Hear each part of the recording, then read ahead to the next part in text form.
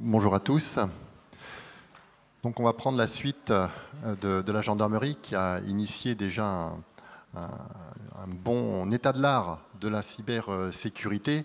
Et le deuxième thème qu'on va aborder va venir compléter. On va retrouver un grand nombre de thématiques qu'on a abordées avec la gendarmerie et qui seront complétées d'ailleurs aussi par ensuite une UMKEI et MMA. On verra que le thème qu'on va aborder, nous, de notre côté, n'est absolument pas technique. La cybersécurité, en général, on qualifie techniquement. On oublie trop souvent que c'est aussi organisationnel, fonctionnel, humain. Et vous verrez qu'on va appréhender, on va vous raconter une histoire qui n'est pas du tout technique. On laissera ça justement à une UMKEI. Ça s'adresse à des directions générales, ça s'adresse aussi à des DSI, évidemment, des directions métiers, des RSSI. Vous verrez que ce qu'on présente ici, c'est un bon pont entre les différentes directions des entreprises pour qu'elles puissent parler entre elles. Parce que trop souvent, on a un peu une dichotomie entre les personnes des directions générales, des DSI, des RSSI, qui ne se comprennent pas toujours sur les attentes de la cybersécurité, et c'est sur ce qu'il faut mettre en œuvre pour qu'elle puisse fonctionner. Avant de lancer la présentation, on va juste demander à Jean-Pierre s'il veut bien présenter quelques chiffres sur Assesi.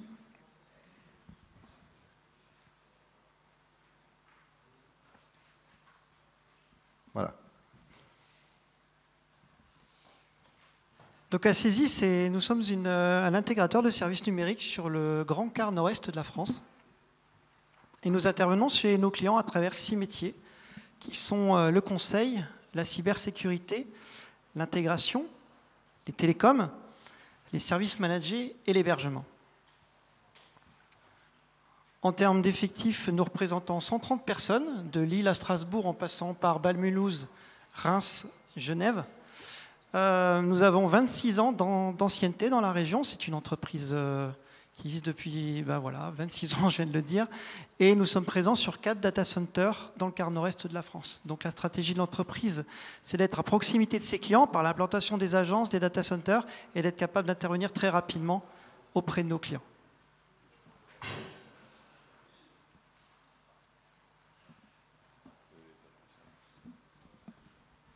Ok, les agences, on vient de les présenter, donc on va passer. Donc ce que je voulais vous dire, la gendarmerie a parlé de risques majeurs tout à l'heure, et on parle que le risque majeur est le nouvel enjeu des organisations, des entreprises. Alors nouveau, pas tant que ça, on l'a quand même maintenant depuis quelques années. En revanche, ce qui est un petit peu nouveau, la prise de conscience que depuis quelques années, les attaques se multiplient et que donc en face de ça, la majorité des sociétés mettent en place un grand nombre d'actions, surtout ces dernières années, depuis le Covid, où on a une explosion véritablement du nombre de menaces. Et quand on dit que le nombre de menaces explose, ça veut dire aussi, en corollaire, que le nombre de menaces d'attaques réussies, elles, explose aussi. Et ça, c'est quelque chose, on va voir, qui n'était pas habituel en mode de pensée. On verra qu'on pensait que parce qu'on se protégeait, on était protégé. Donc aucune attaque n'allait passer. C'est le syndrome du super-héros. J'ai mis en place tout ce qu'il fallait, j'ai des boîtes magiques, je suis protégé. Et on voit que maintenant ce concept est largement mis à mal.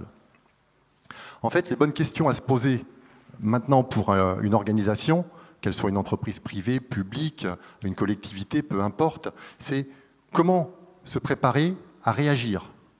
Quelles actions mener pour maintenir les fonctions vitales de votre société, pour maintenir sa production, pour ne pas la mettre à l'arrêt. Comment je peux faire, on verra en partant du principe qu'une attaque est réussie, pour continuer à fonctionner et pour faire qu'une attaque ne me mette pas à genoux. Et c'est ça les vraies questions maintenant qu'on doit être amené à se poser. Avec ça, on va voir que le postulat, c'est comment vous allez pouvoir gérer les risques cyber, d'accord ? Comment vous allez pouvoir les mettre frontalement devant des directions générales, tout en comprenant l'inévitabilité des attaques qui vont réussir et pour lesquelles vous perdrez soit des données, soit de la réputation, de l'image de marque. Tout dépend un petit peu de la manière dont les attaques vont être menées par les attaquants. Donc, le postulat, c'est de se dire que malgré les dizaines et les centaines de milliers d'euros que vous aurez mis en place, vous faire comprendre que c'est difficile à entendre, surtout pour des directions générales, mais que ça ne suffira pas. Voilà. En tant que DSI, que RSSI, vous avez emmené vos dirigeants, on vous a dit que vous mettez des milliers d'euros sur la table, vous serez protégé. Et maintenant, on doit expliquer que, ben non, ça ne suffit pas. Malgré toutes ces sommes dépensées, une attaque réussie passera. Et ça, par contre, on n'est pas préparé. Ce qu'on sait, c'est qu'il est impossible, voilà, c'est futile de penser que vous pourrez vous protéger contre l'ensemble des attaques qui maintenant existent dans le domaine de l'informatique et des cyberattaques. Ça n'est pas possible. Donc, on rentre dans un nouveau concept. On parle de cybersécurité, mais on va parler d'un concept qui s'appelle la cyber-résilience, ou la résilience. Ce n'est pas un mot inventé, c'est pris, ça existe depuis des années dans l'écologie, dans la psychologie humaine, d'accord ? Et on va voir qu'on l'applique, on va l'appliquer maintenant aux organisations, et c'est le pan après la cybersécurité. Et c'est ce qu'on va évoquer. Alors on va donner une petite définition de ce que c'est que la résilience ou la cyber-résilience. En gros, c'est la capacité pour une organisation de limiter les impacts d'une attaque sur le fonctionnement de votre entreprise, de votre organisation. On part du principe, le postulat encore une fois, c'est que l'attaque a réussi. Vous avez mis des protections, mais elles n'ont pas marché. Qu'est-ce que je fais maintenant? C'est ça le vrai enjeu. Donc c'est de maintenir les fonctions vitales de votre société, c'est d'arriver à ce qu'elle continue à fonctionner en mode dégradé, avec des process que vous aurez éventuellement pensés, alors pas éventuellement, il faut que vous les pensiez, d'accord, pour maintenir votre société à flot, qu'elle ne s'arrête pas, qu'elle continue à produire les services qu'elle doit être amenée à produire. Tout en rétablissant le fonctionnement normal, nominal, de votre système d'information. Et on parlera des différentes temporalités, en fait, quand on a une crise, c'est éteindre la crise, remédier au problème, et souvent, en même temps, c'est remonter un système d'information à côté, et qui soit plus durci que ce qu'il était avant. Et là, on verra qu'il y a quelques conflits, de temps en temps, sur la rapidité de remise en œuvre entre des DSI, des RSSI et des directions générales. On en parlera. Mais c'est aussi, la cyber-résilience, savoir apprendre et s'adapter. C'est apprendre des crises qu'on a vécues et modifier le modèle d'organisation de son entreprise pour que demain, si la même crise ou même une autre se présente, eh ben, on puisse y réagir de meilleure manière. Et c'est ça, la résilience. D'accord ? C'est un vrai changement de mode de fonctionnement, c'est un vrai changement de paradigme. On part maintenant, si vous voulez, si on fait la comparaison entre cybersécurité et cyber-résilience, l'analyse de valeur qu'on mettait derrière la sécurité, c'était je sais analyser le risque, je sais le quantifier, je sais le mesurer, et on pensait qu'en face, on peut protéger. On met des boîtes magiques, on met des firewalls, des antivirus, des anti-spam, des tout ce qu'on veut, ça bloque tout. Ça, c'était l'analyse de valeur de la cybersécurité. La cyber-résilience, c'est pas ça. Ou en tout cas, c'est ça, mais pas que. On part du principe qu'on sait mesurer un risque, d'accord, on sait le manager, mais on se rend compte aussi qu'il y a un caractère d'imprévisibilité sur ce risque, incontrôlable. On ne pourra pas tout contrôler, c'est absolument impossible. D'accord ? Donc, on va devoir apprendre à gérer ce qu'on ne connaît pas. Ça, c'est déjà moins facile. Et on va voir qu'il y a quand même quelques, je dirais pas quelques techniques, mais quelques modes de fonctionnement qui permettent de le faire. En fait, c'est l'étape après la cybersécurité. On est tous en cybersécurité. Tout le monde ici, je pense que si on fait un sondage, tout le monde a un anti-spam, un antivirus, tout le monde a mis en place des firewalls, des protections. Ça, c'est le principe de la cybersécurité. On a mis en place même des process éventuellement pour se protéger contre les intrusions. On a mis des process pour se protéger contre les attaques de phishing. On s'est protégé. D'accord ? La cyber-résilience vient après. Donc, si on veut être cyber-résilient, il faut d'abord être en cybersécurité. L'un ne va pas sans l'autre. Je ne dis pas que la cyber-résilience, c'est ce qu'il faut faire maintenant et ne faire que ça. Il faut être en cybersécurité et ensuite, on peut devenir cyber-résilient. L'inverse n'est pas vrai. On ne peut pas être cyber-résilient si on n'a pas déjà mis en place d'abord un certain nombre de protections. Et comme l'a dit le chef Gallo tout à l'heure, il faut prendre l'ensemble des thématiques pour assurer une sécurité de votre organisation. Alors, devant cet état de fait, il y en a qui se sont mis à réfléchir et dire mais qu'est-ce qui fait que des sociétés qui ont pour autant le même niveau de système d'information, qui ont à peu près la même taille, qui sont victimes des mêmes attaques. On va prendre l'attaque par ransomware parce que c'est celle qui fait le plus peur aux personnes. Comment ça se fait que des sociétés réagissent mieux que d'autres?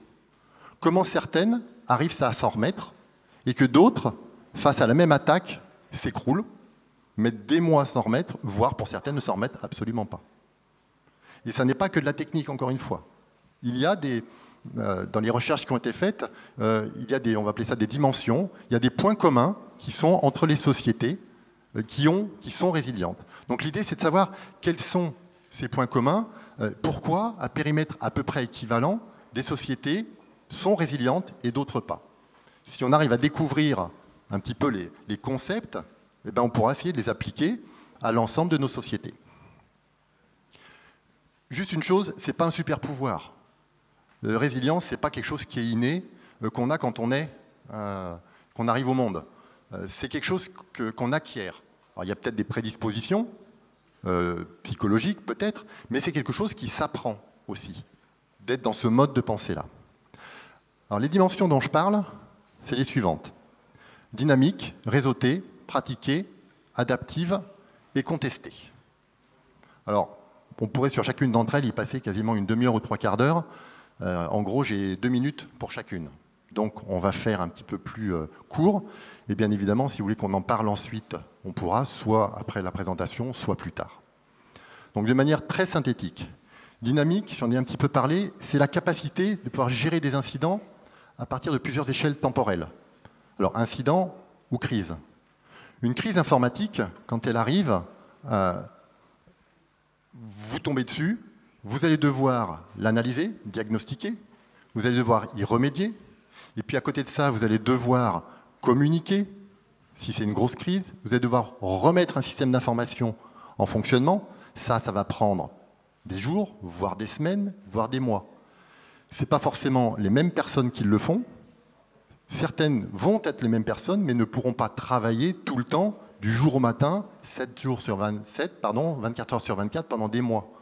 Donc, vous voyez qu'il y a même une préparation amont. Si un incident arrive, normalement, on a dû se préparer pour pouvoir le gérer. On n'est pas dans les mêmes échelles de temps. La préparation, c'est long. Une attaque arrive, le diagnostic et l'analyse doivent être extrêmement rapides, mais la remise en fonction de votre système, elle, va être très longue. Les retours d'expérience ensuite, c'est encore une autre temporalité. Donc, on doit gérer toute cette partie-là. D'accord ? Voilà. Quand on parle de gestion des incidents, quand on parle de tout ce que je viens de dire ici, il faut être conscient qu'il y a des sociétés qui se sont préparées pour ça.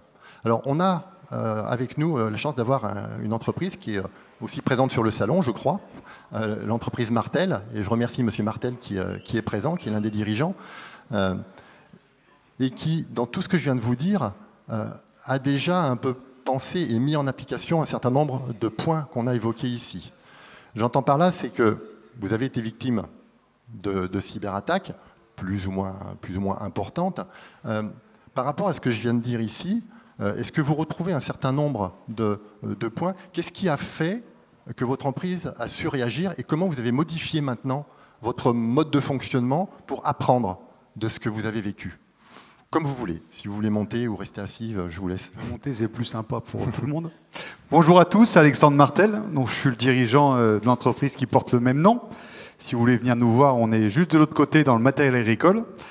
Moi, effectivement, je suis dirigeant d'une PME. On est à peu près 70 salariés sur 5 sites distants. On vient de faire une croissance. Je suis récemment client chez Acesi.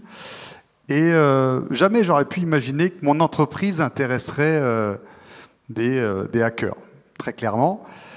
Il y a quelques années, j'étais en train de faire passer des examens dans un lycée professionnel de notre département.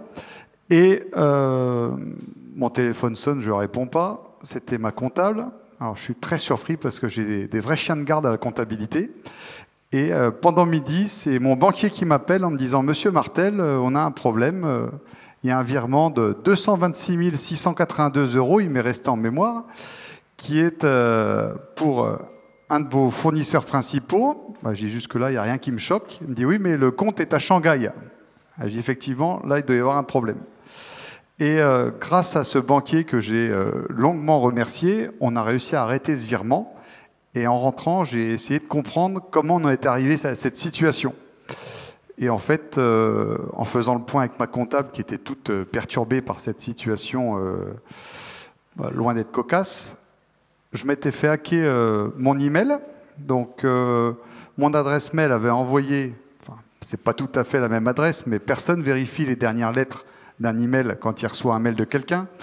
Donc, ma comptable reçoit un mail assez directif de ma part, lui demandant de faire un virement chez donc, ce fournisseur pour payer la machine d'un client en lui disant que j'étais très occupé et qu'il fallait absolument que ça se passe.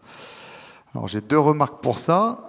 Cette personne a mis en place un système d'influence morale assez conséquent.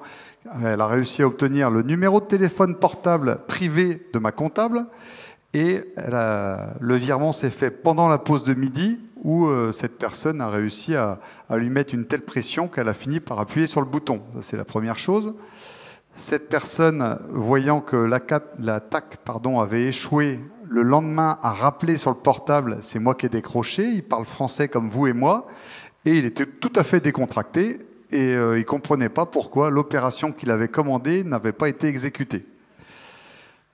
Pour les attaques qu'on subit, parce que ça nous a aussi servi d'école, 80% du temps, la personne se présente sous l'enseigne KPMG. KPMG, c'est un centre de gestion qui est quand même extrêmement connu dans notre département en tout cas, et qui sert la plupart des entreprises. Et à partir de là, c'est déjà un premier point que j'ai pu, moi, remarquer. La deuxième, c'est que là où il y a de la gêne, il n'y a pas de plaisir. Donc, en général, c'est quelque chose qui est vraiment culotté dans ce qui est demandé. Et c'est souvent, alors je n'ai pas les termes techniques, moi, mais une capture d'email. Ce qui nous a servi d'expérience aussi, on a une entreprise où on se tutoie tous, et dans les mails, c'est le vouvoiement souvent, puisque quand c'est le dirigeant qui s'adresse à un de ses collaborateurs, c'est le vouvoiement qui est utilisé. Donc aujourd'hui, je sais qu'avec mes comptables, à chaque mail, on se tutoie. S'il y a un mail qui arrive où il y a du vouvoiement, ça les met déjà en alerte. Donc si on résume, déjà KPMG, ça les met en alerte, parce que si ce n'est pas leur interlocuteur habituel, elles se méfient. Si c'est un email de ma part qui les vouvoie, elles se méfient également. Et si c'est une demande, parce que KPMG, c'est des comptables, hein, la dernière fois, ils ont appelé en tant qu'avocat, là, ça nous a un petit peu alertés aussi. Plus récemment, on a eu deux choses qui nous ont encore surpris, parce qu'on en découvre tous les jours. C'est qu'on envoie une facture par email à un client. Le client se rend compte que ce n'est pas le même IBAN que d'habitude. Il ne nous appelle pas, il change l'IBAN, il fait le virement. Et évidemment, le virement n'est jamais arrivé chez nous. Et là, c'est de la responsabilité du client. Parce que nous, notre somme n'était toujours pas réglée. Donc, il a fallu qu'il s'acquitte de sa facture quand même. Et à l'inverse, ma comptable qui s'est fait pirater son email. Et il y a eu une campagne de relance client qui a été menée par un hacker, où en fait, ils ont réussi à se fournir les factures qu'on avait éditées le mois d'avant, et ils ont fait une relance en fait chez nos clients. C'est-à-dire qu'ils ont envoyé des relances par mail avec une fois de plus un IBAN frauduleux. Donc voilà, c'est juste un retour d'expérience. Donc la communication, la sensibilisation des équipes, aujourd'hui, on est passé par là. Je voudrais juste dire un petit truc au chef Gallo par rapport à la présentation qu'il a faite tout à l'heure, parce que quand on se fait pirater, déjà on n'est pas très content, donc on est juste un petit peu en colère. Quand j'ai eu mon attaque au président, je me suis présenté à la gendarmerie pour porter plainte. La première question qui m'a été posée, c'est est-ce qu'il y a un préjudice? Ben non, il n'y en a pas, puisqu'on a arrêté l'attaque, donc on ne prend pas en compte, on ne va pas faire un dépôt de plainte. Donc je pense que les chiffres qui sont annoncés sont largement sous-dimensionnés, parce que pour ma part, j'avoue que les deux derniers cas que j'ai cités, c'est quelques milliers d'euros, donc je ne me suis même pas déplacé à la gendarmerie. Mais quand en plus la plainte n'est pas prise en charge, ça fait doublement pas plaisir. Voilà, mais il n'y a rien de personnel bien sûr, mais c'est vrai que c'est des choses où dans toutes les gendarmeries, je pense qu'il faut sensibiliser ça, parce que je vois que j'ai un de mes collègues qui est là, c'est souvent par centaines de milliers d'euros dans notre profession. Et tout le monde a en tête ce qui est arrivé au CDR il n'y a pas longtemps, et je ne savais pas que c'était possible d'avoir autant de millions d'euros de disponibles. Mais pour nos entreprises, quand c'est 400 000 ou 600 000 qui partent, une fois que le virement est parti, il n'y a jamais de case retour, hein. Donc c'est quand même de la trésorerie nette et du résultat qui s'envole. Voilà. Merci. Et ça fait une bonne transition. Je vais reprendre.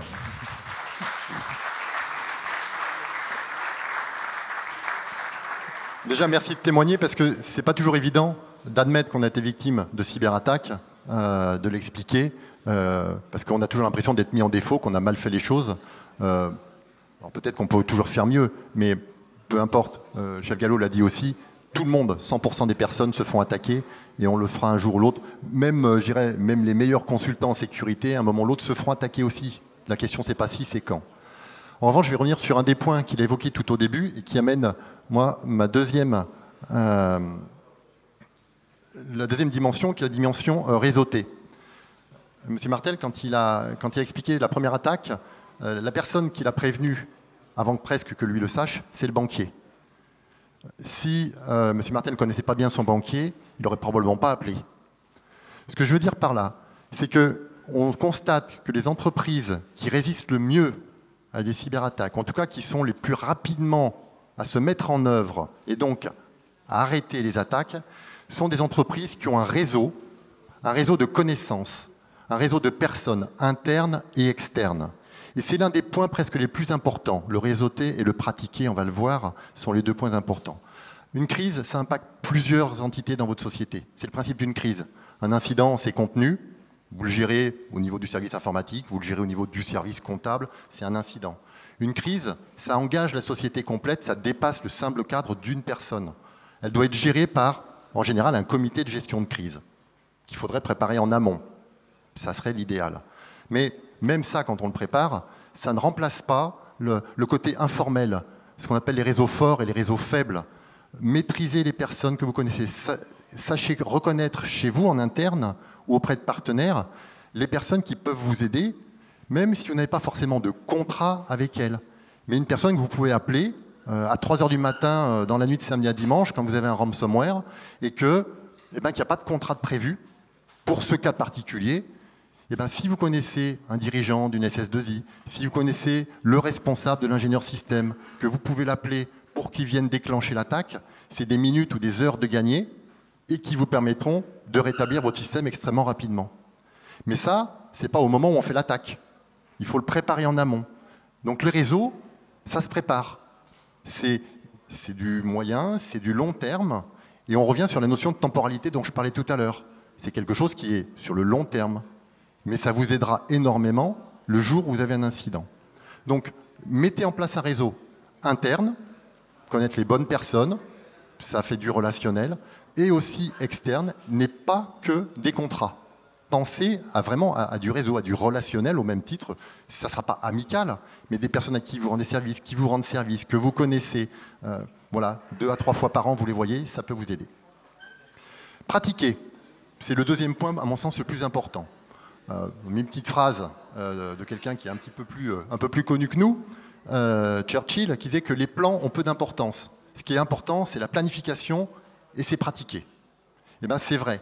Vous ne pouvez pas être cyber-résilient si vous ne pratiquez pas, si vous ne mettez pas en œuvre tous les plans d'action auxquels vous avez pensé. Et si vous pensez que, parce que vous avez mis des protections en place, vous êtes couvert et que vous ne les avez jamais testées, nous faisons une grosse erreur. Il faut tester ce qu'on a mis en place pour être certain que ça fait ce qu'on pense devoir faire. Donc vous pensez des PRA, vous pensez des PCA, vous pensez des process de travail en mode dégradé, il faut les pratiquer. Il faut, ce qu'on va dire, entraîner la mémoire musculaire d'une organisation. On fait du sport, on s'entraîne régulièrement pendant 10 ans, 20 ans, c'est pour avoir des réflexes et pour savoir réagir en cas où on en a besoin. Et bien là, c'est la même chose. On ne peut pas tout prévoir, on l'a vu, c'est impossible, on ne peut pas tout tester, d'accord ? Mais par contre, on peut apprendre à réagir, voire même à improviser. Ce n'est pas inné non plus, l'improvisation. C'est quelque chose qu'on apprend au fur et à mesure. Dans le jazz, les gens qui font du jazz et que vous voyez faire des morceaux en improvisation, ils ont bossé pendant des dizaines d'années Ils ont appris des standards, ils ont appris leur gamme, ils ont répété, et puis ensuite ça vient tout naturellement, mais parce que l'esprit il est mis comme ça. Quand vous conduisez, vous avez appris à conduire, on ne vous a pas appris tous les risques que vous allez avoir quand vous êtes sur la route, et réagir à chacun des risques, c'est juste impossible. On vous a appris les principaux, et puis maintenant vous savez réagir quasiment de manière instinctive, parce que votre corps, parce que votre esprit a appris à réagir à certains signaux et à s'adapter. Ben là c'est la même chose. On voit que les sociétés qui sont résilientes sont celles qui pratiquent et qui pratiquent encore. Et là, on arrive à un petit souci, souvent, entre DSI et RSSI et direction générale. Parce que pratiquer, ça veut dire de se mettre dans l'état d'esprit que tout ce que j'ai mis comme argent ne suffira pas, et que donc, il faut que je me prépare à ce que mon informatique se casse la gueule. Et on leur demande d'investir du temps, des ressources humaines, pour faire de la pratique sur des choses qui sont impalpables, qui ne sont pas encore là. Allez expliquer ça de manière rationnelle à un dirigeant, à un comptable, à un DAF, qui en général a une notion quand même plus de profitabilité, d'optimisation, ce qui est normal, c'est compliqué. D'accord ? Alors, c'est pratique, c'est ce qu'on appelle des war rooms, des exercices sur table, en situation réelle. On a plein de possibilités mais il faut pratiquer. Enfin, l'avant-dernière, on va faire un petit peu plus vite, la dimension adaptive. Elle est aussi compliquée parce qu'elle touche à toutes les strates de la société. C'est la capacité de capitaliser à partir des incidents et des crises qui se sont passées. Et ne pas les oublier, mais construire avec ça et modifier son organisation en conséquence pour que demain, avec une nouvelle crise, la même ou une un petit peu différente, la société soit beaucoup plus réactive pour pouvoir réagir à l'incident. Et ça, le problème, c'est que ce n'est pas toujours, ce que je disais, aligné avec une rationalité qui est focalisée sur les profits. On a d'un côté une entreprise qui est faite pour être optimisée, pour être profitable, et de l'autre côté, on dit qu'il faut changer et adapter l'organisation pour répondre à des menaces qui n'ont pas encore eu lieu. C'est conflictuel. Pour autant, il faut arriver à trouver ce discours-là. Et les sociétés qui sont résilientes ont réussi à mener ces actions-là. D'accord ? Et à faire que les discussions entre les différentes directions métiers de l'entreprise communiquent parfaitement et se comprennent. Si on ne s'adapte pas, on disparaît à court terme. Alors ça, c'est pas moi, c'est plutôt Darwin, mais c'est ça. Si on refuse de s'adapter, si on se dit « ok, ça n'arrivera plus, je reste comme je suis, tant pis », voilà. Toutes les espèces qui ne se sont pas adaptées ont disparu à un moment ou à un autre. Enfin, la partie contestée, tout ce que je vais vous dire, c'est que dans l'entreprise, quand vous allez amener la résilience, quand vous allez amener tout ce que je vous ai indiqué, vous allez avoir des freins. Beaucoup de personnes ne vont pas être d'accord parce que ça change le mode de fonctionnement, parce que ça change les idées reçues, parce qu'on doit changer et que le changement, ça fait toujours peur, très souvent peur. Donc, il va falloir arriver à tuer, je dirais, tous les obstacles qui vont se dresser, et ça demande beaucoup de communication, ça demande beaucoup de personnes qui sont un peu charismatiques, des leaders qui puissent arriver à synthétiser les visions, direction générale des SI et RSSI. D'accord ? Je disais que performance et résilience tout à l'heure, c'est bien deux choses contradictoires, il faut trouver le bon équilibre entre les deux. On s'aperçoit, dans l'une des dimensions, c'est que plus une société est optimisée, moins elle est résiliente. Elle a évacué tout ce qui pouvait être parasite. Elle s'est focalisée, elle a adapté tous ses process, ils fonctionnent picobello, c'est vraiment c'est du sur-mesure, cousu sur mesure. On a enlevé tout ce qui était parasite. Le problème, c'est que quand il y a un grain de sable qui vient dedans, on n'a aucun plan B. Et donc la société s'arrête. On n'a pas voulu penser au plan B, c'est parasite, ça ne sert à rien. On se focalise sur ce qui fait fonctionner. D'accord ? Plus vous êtes optimisé, plus vous mettez en place des process pour fonctionner, moins en général on est résilient. Il faut arriver à casser ça.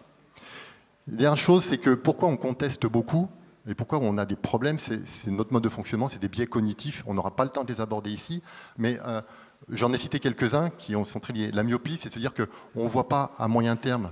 Si je vous dis vous avez une chance allez, 5 chances sur 100 de vous faire attaquer où je vais prendre, allez, 20% de chance de se faire attaquer dans les 5 ans. Dans les 5 ans, 20% de chance, ok. Si je vous dis une chance sur 3 dans les 6 mois, on change le mode de fonctionnement. On est moins myope, c'est beaucoup plus près.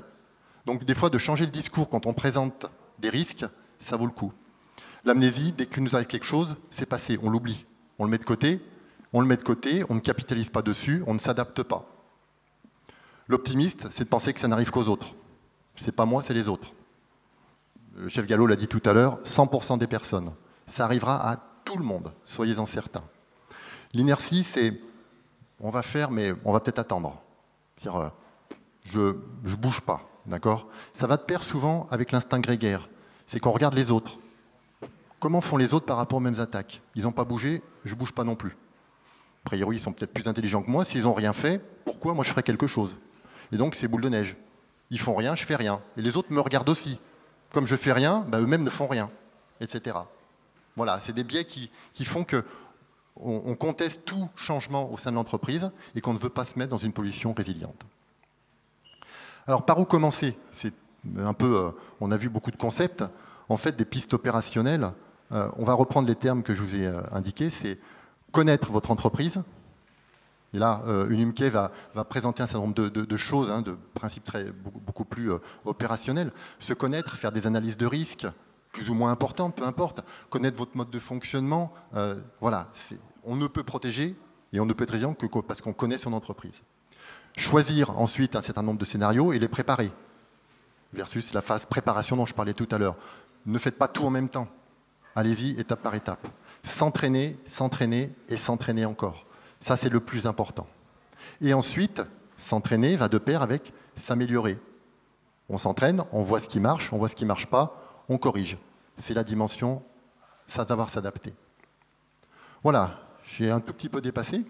Non, t'es encore dans les temps. On peut encore poser des questions si jamais il y a besoin. Donc s'il y a quelques questions, là, juste pour finir, l'objectif, vous avez vu, ce n'était pas technique, c'est de se dire pourquoi des sociétés, en face d'une attaque réussie, encore une fois, elles s'en sortent mieux que d'autres.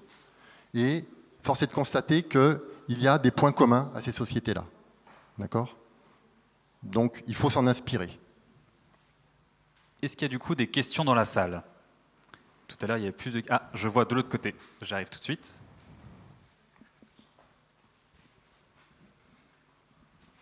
Bonjour, Jean-François Serra. Je suis informaticien. Vous n'avez pas cité le nom de sauvegarde. De sauvegarde, des sauvegardes informatiques. Ah, les sauvegardes informatiques. Que les données soient sauvegardées, disque dur externe ou autre. Oui. Ça me semble très efficace. Et je me pose la question pourquoi vous n'avez pas cité ce mot-là. Alors, j'aurais pu citer effectivement sauvegarde, j'aurais pu citer, j'ai cité à un moment les protections firewall, antivirus. Là, on est dans le domaine de la protection. La sauvegarde permet de protéger vos données et de pouvoir les récupérer en cas d'attaque réussie. D'accord ? Moi, le propos ici, c'est la partie protection est certes importante, ça fait partie de la cybersécurité. D'accord ? Moi, c'était de se dire, demain, une attaque est passée, comment vous allez réagir? Est-ce que vous avez déjà testé vos sauvegardes? Voilà, là, le point important, il est là. Est-ce que les sauvegardes, vous les avez déjà testées? Est-ce que les gens maîtrisent chez vous l'outil de sauvegarde et donc de restauration?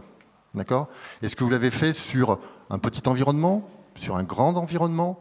Est-ce que vous le faites régulièrement? Est-ce que vous revoyez vos process, non pas de sauvegarde technique, mais est-ce que c'est en adéquation avec les besoins métiers? Avez-vous, par exemple, discuté avec les fonctions métiers de ce qu'on appelle techniquement les RTO et les RPO, c'est-à-dire les délais moyens de perte de données et de reprise en cas de sinistre?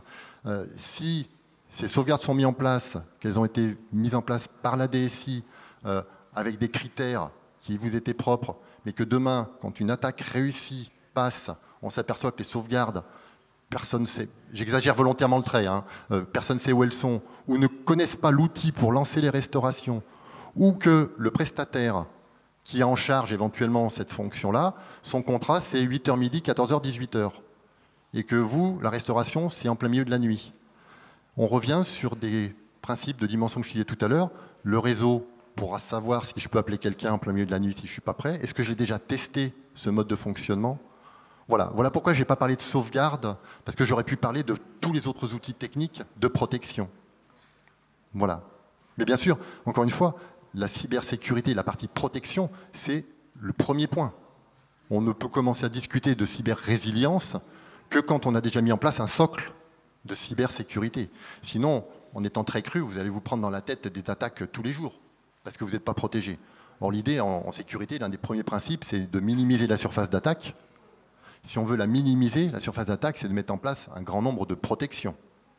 Maintenant, il faut apprendre à changer d'état d'esprit et de se dire, malgré tout ça, faites pas confiance, il y en a une qui passera. Vous pourrez former 100% de vos utilisateurs à la sensibilisation à la sécurité sur le phishing.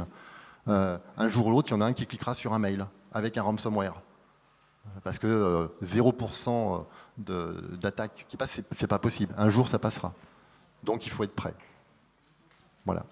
J'ai l'impression qu'avec les 2 interventions qu'on a eues, on est quasiment sûr que ça va arriver. Donc là, c'est vraiment comment faire pour que ça se passe bien, en fait. C'est ça.